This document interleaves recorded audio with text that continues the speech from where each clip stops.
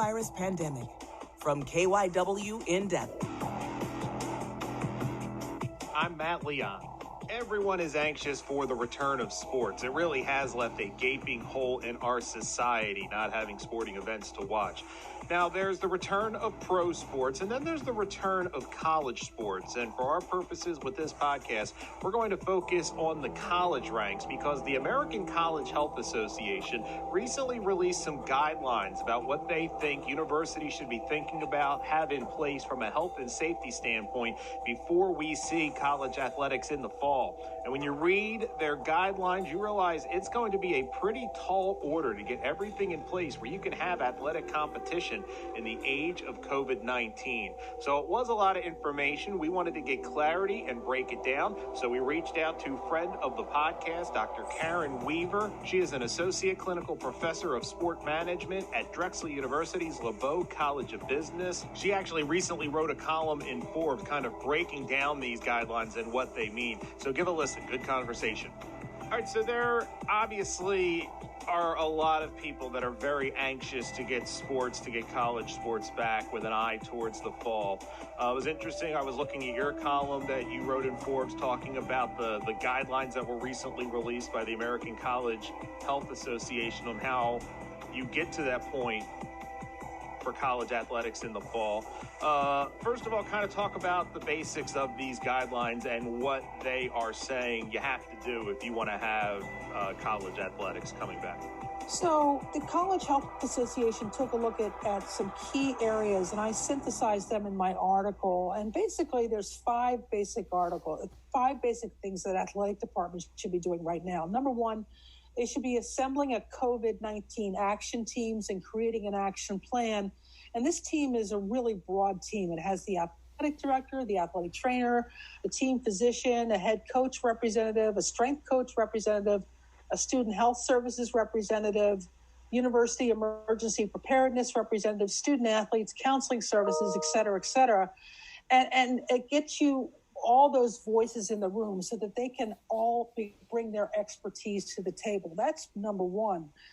The second thing you need to do is ramp up your education and training for your sports medicine staff, and including things like basic life support, AED fibrillator training, resuscitation training for potential COVID-19 patients. We're used to thinking about that kind of physical interaction for basic folks, but if someone is potentially COVID-19 positive, you're going to completely change up your mechanisms for implementing that particular medical integration. They also recommend that you look at the transport, the assessment, and the testing of student athletes or staff who have potential COVID-19 illnesses. How will you need to manage the event around that parameter? Two of the things I thought were most interesting was this managing of two different types of PPE, the personal protective equipment for medical staff, custodial staff, and the pre-participation examinations. So the PPE is, do you have enough? Can you get enough to cover not just daily, but maybe even incident by incident, so that you don't have staff feel that they are unprotected on the front lines? But also this idea of pre-participation examinations, that should no longer be done as the whole team shows up and we go walk you through stations, but it should be done in an individual way. And then schools will need to decide if they want to include COVID-19 testing for antigens and or antibodies, and then decide if every athlete needs to be tested and how frequently. And this is a really key point, I don't think a lot of people have talked about this, the medical staff should carefully review each athlete for the presence of underlying health conditions that places the individual at higher risk for COVID-19 before allowing them to even begin practicing.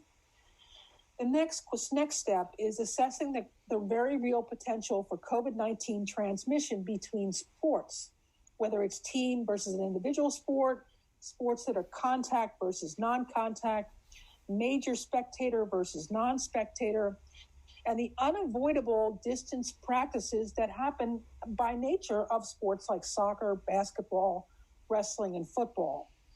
Then you need to decide what to do in things called ball transfer sports, where we share a common ball, we move the ball around practice. And then how do you manage cleaning of shared equipment in sports like gymnastics and track and field, where you're working on the same, different bars and things like that at the same time or right after each other? And finally, and this is a huge problem in sports like football, how do you have the resources to consistently monitor social distancing of all participants, including sideline personnel and other spectators at practices and games? How many staff can you devote to this, and are you willing to take that responsibility on? Think about the number of people that just attend a football practice, and how do you keep those people 6 feet apart consistently? I also noticed that the American College Health Association talked about the entire facility, looking at team meeting rooms, locker rooms, athletic training rooms, strength and conditioning rooms, academic meeting rooms and study areas. If you've got a team meeting room for 35 and you have 35 athletes that need to attend that meeting, how do you manage that? Do you split them in half? Do you have 2 different meetings? So then once you've devised strategies for all of that, you need to merge those plans with other areas of campus regarding dining hall, living arrangements. If you travel to away games, where are you traveling to? If someone gets sick on the road, what do you do? And we just haven't had that with any other kind of athletic related injury or illness that I'm aware of. Yes, people get the cold and the flu, but we know how to manage that. And that's what's different about this, is that it has so many threads, as you said, and you've got respiratory issues that come out of this. You've got cardiovascular issues that can come out of this. You've got neurological issues that can come out of this.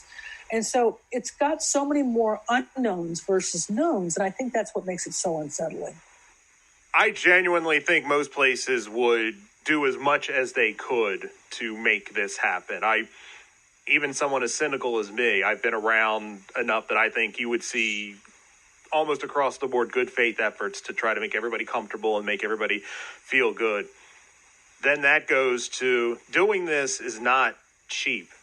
Trying to adjust everything on the fly here. You mentioned PPE and stuff like that, but you just think you're going to have to quadruple what you spend on custodial costs because it's going to be a 24/7 of certain aspects of your athletic facilities and stuff like that. When you talk about costs like that and the reality that most athletic departments are going to have shortfalls because of fewer kids, and if they're online and there's just so many, let's just say the money they've already lost from the spring, from not having NCAA tournament, stuff like that. How realistic do you think it is that schools will be able to financially do what needs to be done? Or do you think it would be something that would be piecemeal kind of across the board? Athletics is a very interdependent enterprise. We need each other, right? In order to have competition, we've got to be able to play against multiple teams. And that's one of the things that's so frustrating about this, the way this virus has rolled out, is that it's impacted different states, different regions, differently than other parts. So your school might be located in a region that's being heavily hit by COVID-19. So all the resources are going to the hospitals, as they should. So are you in a position to draw away from that in order to get PPE for your athletic training staff? I don't know. Conversely, you might be in a part of the country where there's very little problem, and getting access to those kinds of things might not be either a financial or a moral dilemma. I don't know that we'd want to have a college football team at odds with a medical center over who gets the PPE first, just because football's in season. I don't know that higher education wants to put itself in that position. But your other point about finance, this is going to cost more. There is just simply just the amount of testing that would need to be done in this situation. Do we test once a day, every other day? Do we just test certain people who show symptoms? We know that's not a great way to do it. Do we test only certain teams and not other teams? Because the testing at this point seems to be a finite quantity as well.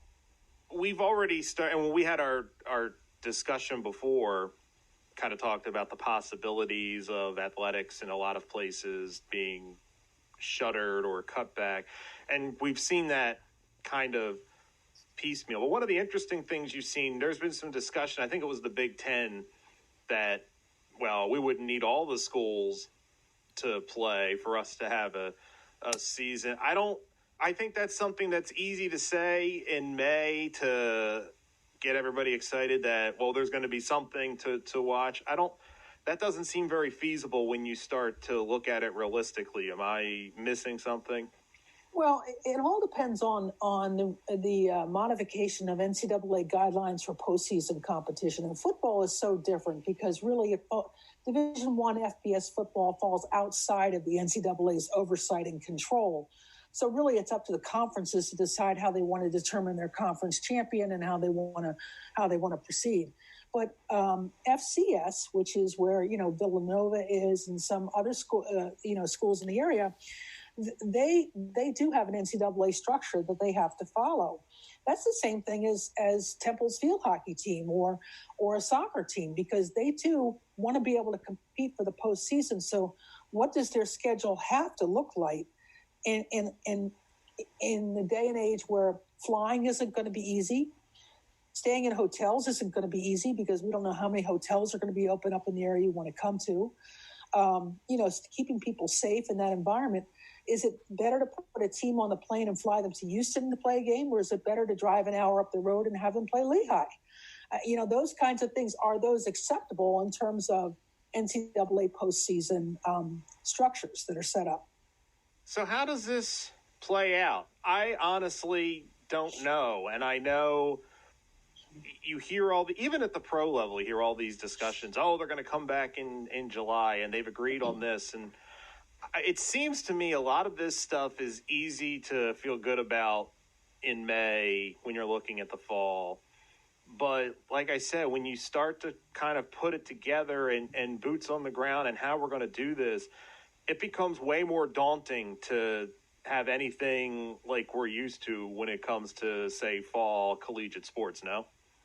Well, I think the one mistake that I see people making right now is they're trying to link professional sports and college sports as one big decision that can be made. And I see the entities as two very different entities. A professional sports team has one team to think about: that program, that facility, that stadium, and they can control the environments they go to in other places.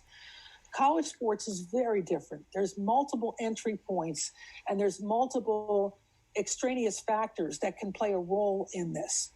So I think we would be wise to limit our discussions to the professional sports side of the season and then decide what can colleges do because of all the other factors that weigh on colleges. Do we have students back on campus? Where are they living? Where are they able to access their athletic trainers? Can they do it in a safe way? The NFL and other major league franchises can organize that so much better, especially the NFL, because they just simply play one day a week. That's just less complex.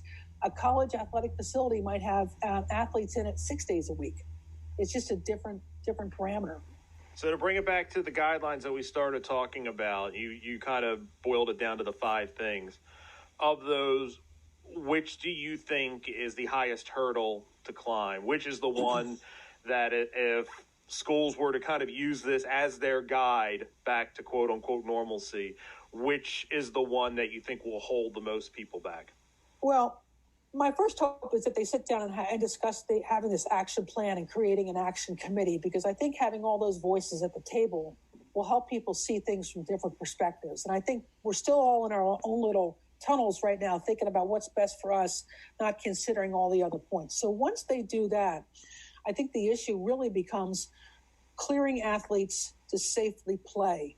And how do you monitor that on a daily basis? And I think it comes down to, like everything else these days, personal protective equipment and whether the athletes have any underlying health conditions that might limit their ability to compete safely. That's it for this episode of KYW In-Depth Coronavirus.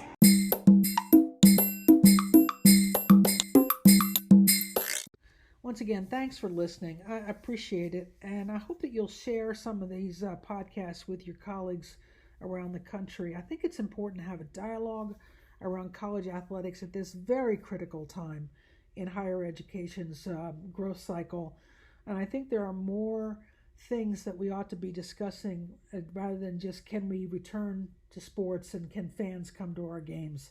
These are really pivotal moments for college athletics, and also for higher education, and they require deeper discussions and deeper debates. Please share. Thanks for listening.